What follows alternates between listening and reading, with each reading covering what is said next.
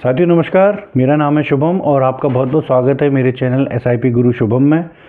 आप सभी से रिक्वेस्ट है कि अभी तक आपने अगर मेरे चैनल को सब्सक्राइब नहीं किया है तो मेरे चैनल को प्लीज़ सब्सक्राइब करें, वीडियोस को लाइक करें और अपने फ्रेंड्स और फैमिली के साथ ज़्यादा से ज़्यादा शेयर करें। इससे साथियों बहुत सारा मोटिवेशन मिलता है और अगर आप बेल आइकन दबाएंगे तो आपको सबसे पहला मेरा नोटिफिकेशन मिलेगा। तो चलिए साथियों शुरू करते हैं। आज आप देख रहे हो कि थोड़ा सा चेंज है मेरे वीडियोज़ में।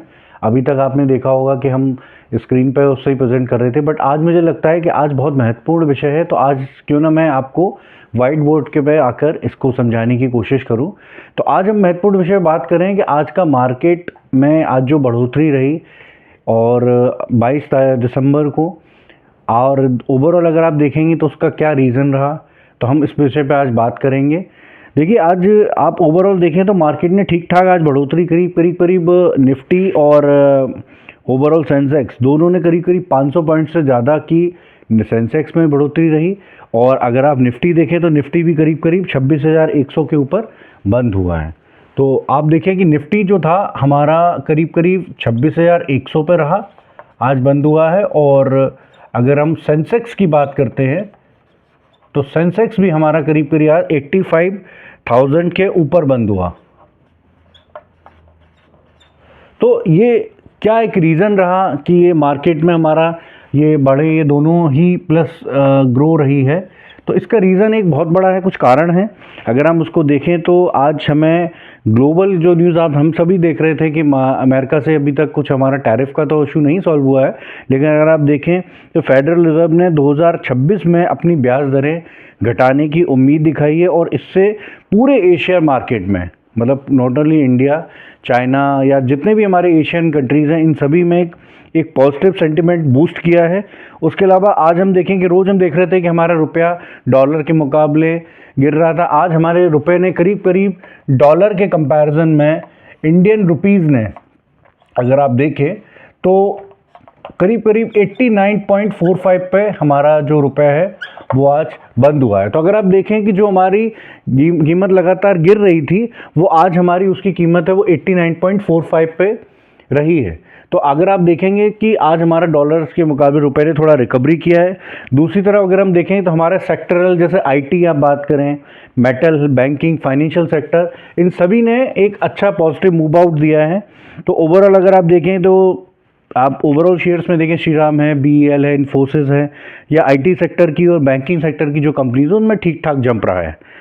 तो आज अगर हम देखें कि जो ओवरऑल कारण रहे हैं और बिकवाली के दौरान अगर आप ओवरऑल देखें तो आज हमारे एफआईआईज ने करीब 1835 करोड़ का टोटल परचेज़ किया है।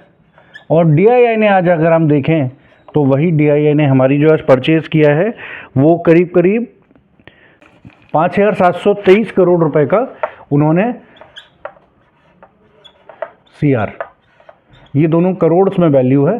तो आप देखें कि बहुत दिन बाद, क्योंकि हम रोज़ देख रहे थे कि एफआईआईज मार्केट में केवल बेच रहे हैं, कुछ भी परचेज नहीं है, लेकिन थैंक्स टू इंडियन सपोर्टर यार, रियली आप वास्तव में मार्केट की आप जान हैं।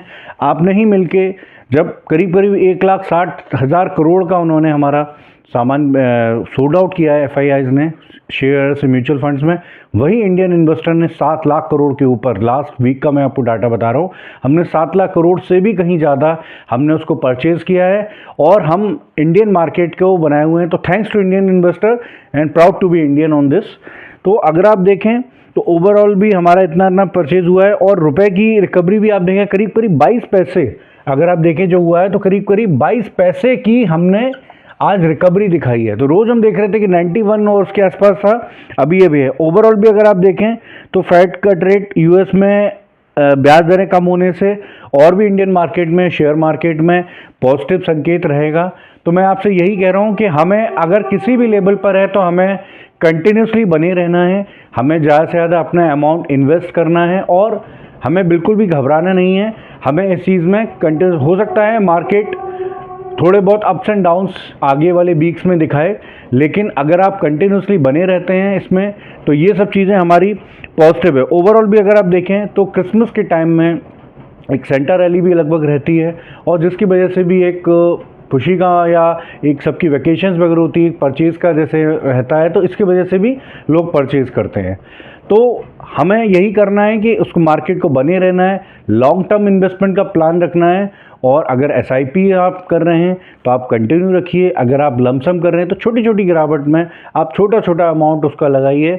मैं आपसे यही बता रहा हूँ, ये आपकी कंपाउंडिंग को और तेज़ करेगा। आप अपॉर्चुनिटी को देखिए, 1 या 1.25% जैसे आज मार्केट बढ़ा है, ऐसे कभी प्लस माइनस गिरता है तो आप उसको लगा सकते हैं। हाँ, अगर आपका लॉन्ग टर्म होराइजन है तो आप ऊपर मार्केट पे भी लगा सकते हैं।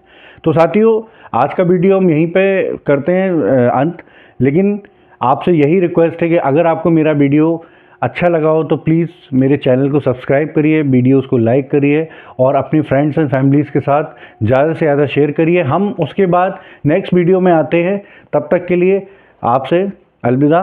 जय भारत, जय हिंद।